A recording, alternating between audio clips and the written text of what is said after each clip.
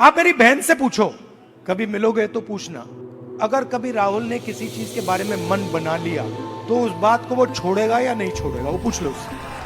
दोस्तों नमस्कार, मैं हूं अनुरंजन और आप देख रहे हैं धनबाद न्यूज टेलीविजन।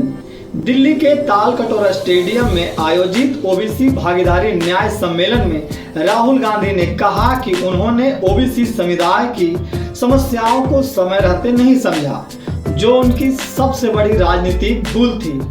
उन्होंने अपनी सरकार की गलती को मानते हुए कहा कि यूपीए के दौरान अगर वे ओबीसी की पीड़ा को समझ लेते तो उसी समय जातीय जनगणना कराती होती। और मैं सिर्फ जाति जनगणना की बात नहीं कर रहा हूं। देखो, आप ये मत सोचो कि मैं जाति जनगणना की बात कर रहा हूं। जाति जनगणना तो पहला कदम है। मैं जो आप की जो बघेल जी ने उत्पादक शक्ति की बात की, मेरा लक्ष्य है कि उस उत्पादक शक्ति को हिंदुस्तान में रिस्पेक्ट और हिस्सेदारी मिले।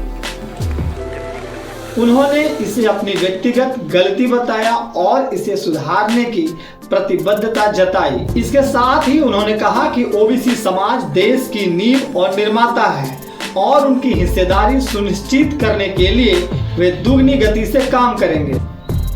पीएम मोदी पर तंज कसते हुए कहा कि मोदी का हिंदू इंडिया का दावा झूठा है, क्योंकि 50% हिंदू ओबीसी हैं, फिर भी मीडिया और कॉर्पोरेट क्षेत्र में उनकी भागीदारी नगण्य है। लोकसभा में नेता प्रतिपक्ष व कांग्रेस सांसद राहुल गांधी ने शुक्रवार को कहा कि यूपीए सरकार के दौरान जातिगत जनगणना न कराना उनकी सबसे बड़ी चूक थी, जिसे अब वे सुधारने के लिए प्रतिबद्ध हैं। उन्होंने यह भी कहा कि ओबीसी समुदाय की उस तरह रक्षा नहीं कर पाया जैसी करनी चाहिए थी।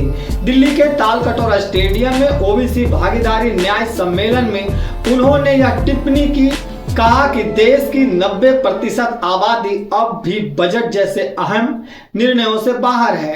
इस दौरान कांग्रेस अध्यक्ष मल्लिकार्जुन खड़गे ने कहा कि पिछली बार 20 से 25 सीटें और मिलती तो मोदी सरकार गिराई जा सकती थी।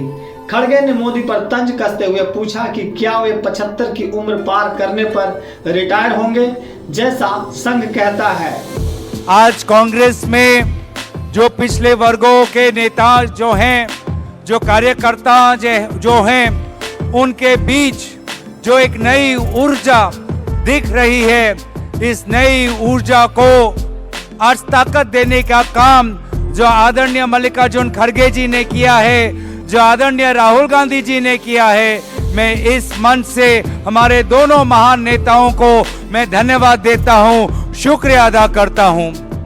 लेकिन साथीगण, अब जिम्मेवारी आपके कंधों पर, अब जिम्मेवारी पड़ती है कि आप ये पिछले वर्गों का जो आंदोलन, जो शुरुआत जो आज हम यहाँ पे कर रहे हैं, वो आप अपने गाँव में, वो आप अपने कस्बों में, वो आप अपने प्रदेशों में किस प्रकार से आगे ले जाते हैं। हम बार बार हम भरोसा करते हैं कि राहुल गांधी जी वो हमारे योद्धा हैं, हमारे सेनापति हैं, वो हमारे अधिकारों के लिए लड़ेंगे।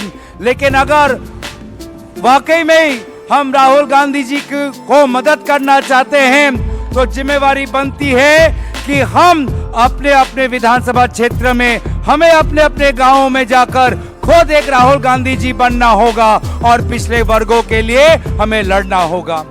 मैं उत्तर पूर्वांचल से आता हूं और इसलिए उत्तर पूर्वांचल के पिछले वर्गों का हमारे बहुत से हमारे मांग है, राजनीतिक मांग भी है।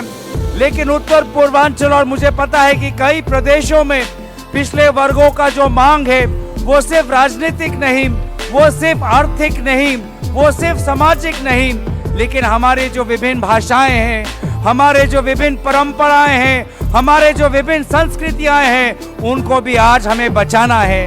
क्योंकि आज मोदी जी, अमित शाह जी जिस प्रकार का भारत का एक निर्माण करना चाहते हैं, वहां पर पिछले वर्गों के भाषा, परंपरा, उनकी संस्कृति के लिए कोई जगह नहीं, कोई स्थान नहीं।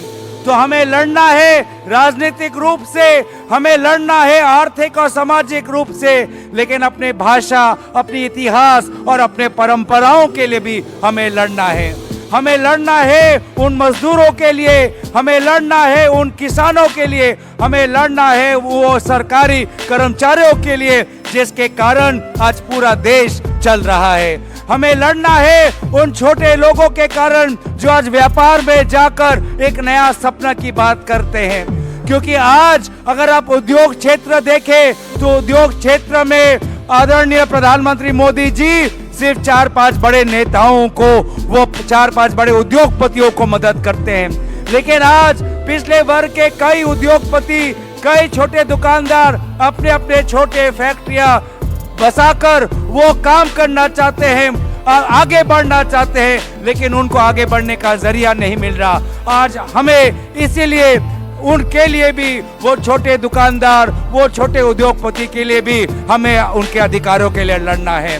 मैं ज्यादा वक्त आपके बीच में नहीं लेना चाहता, लेकिन बस सदन के, लोकसभा सदन के कांग्रेस के विरोधी डिप्टी लीडर होने के नाते मैं बस इतना ही बातें कहकर अपनी बात यहाँ पे समाप्त करता हूँ कि यहाँ पर जो बात आप उठाएंगे आने वाले समय में सदन में हम सब वो बातें उठाएंगे।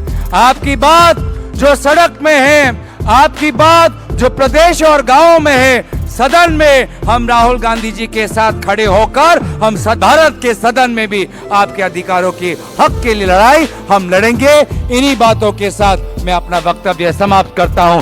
धन्यवाद। जय हिंद, जय कांग्रेस। हमारा कार्यक्रम आपको कैसा लगा कमेंट में अवश्य बताएं। सोशल मीडिया की इस भीड़ में हम आपसे कहीं खो न जाए, इसलिए चैनल को सब्सक्राइब करें, बेल आइकन को दबाना ना भूलें ताकि कार्यक्रम का हर नोटिफिकेशन आपको मिलता रहे। इसके साथ ही आप रखिए अपनों का ख्याल। मुझे दीजिए इजाजत, हम फिर हाजिर होंगे एक नई खबर के साथ। तब तक जय हिंद, जय भारत।